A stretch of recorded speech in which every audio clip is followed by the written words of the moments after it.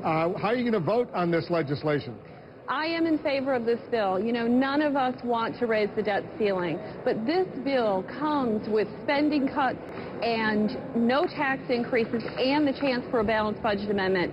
It is a foundation that we'll be able to put in place. It doesn't answer every question. I wish it were more cuts, but you know what? We're going to be able to put this in place for a foundation for the future. Do you see yourself as a member of the Tea Party? You know, I have had Tea Party support. Certainly, I wouldn't be here right now if not for the Tea Party, and my principles go right in line with the Tea Party. Well, Michelle Bachmann, who's a member of the Tea Party, and she's a leader in the Tea Party caucus in the House. I don't know if you're a member of the Tea Party caucus. You are. All right. She says this, and I'll read it and put it up on the screen.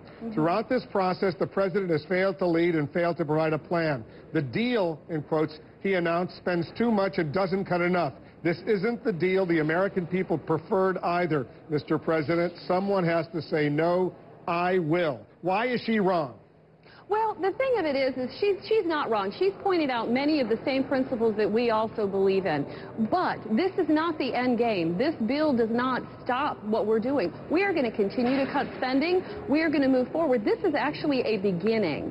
So many of us have had to make that compromise and say, okay, you know, if we raise that debt ceiling to pay for all of that spending that's already taken place, this isn't increasing the debt ceiling for more spending.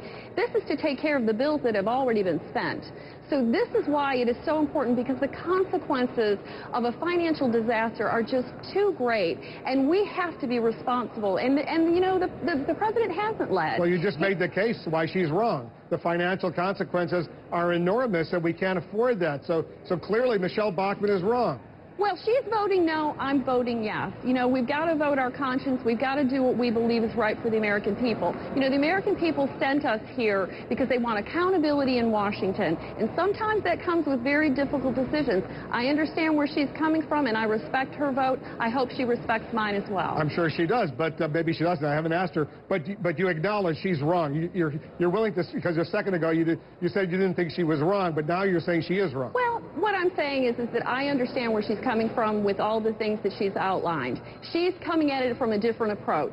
You know, as I am too. You know, in comparison, you know, I hate to look at one person or another. I believe in Ronald Reagan's 11th commandment, thou shalt not speak unfavorably of another Republican. You know, she's going to take her approach, and I'm going to take mine. And we're going to go back to our constituents, and we're going to explain what we've done so that they understand as well, because we know how important it is. We get it.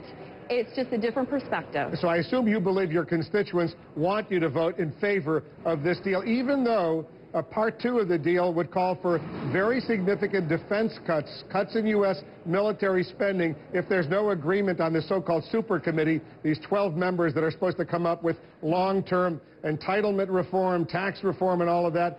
There's going to be across-the-board defense cuts if there's no deal, something you're voting in favor of right now. Well, let me just say this. We've been listening to constituents all day. What the constituents want is for us to act, for us to take responsibility for all of the spending that's taken place here in Washington. We have a spending problem. We don't have a revenue problem. And you're right. If the committee cannot come up with an answer, if the House and the Senate cannot agree on something, there will be across-the-board cuts that are put in place. But that's not the end game. There are other things that can be put in place. Defense is part of that, but it is more national security. And many programs that the Democrats favor. And that's why we feel that this is more of a mechanism to hold the feet to the fire so that we do our job. Does this legislation you're voting for right now create any jobs? I believe it will, because, again, we're laying a foundation for the future. We've got to put certainty back in the private sector. That's where the answer and solution is. You know, we're not going to come up with a solution here in Washington. The solution lies in the private sector with putting certainty back in the market. And I do believe that this will start that process in place.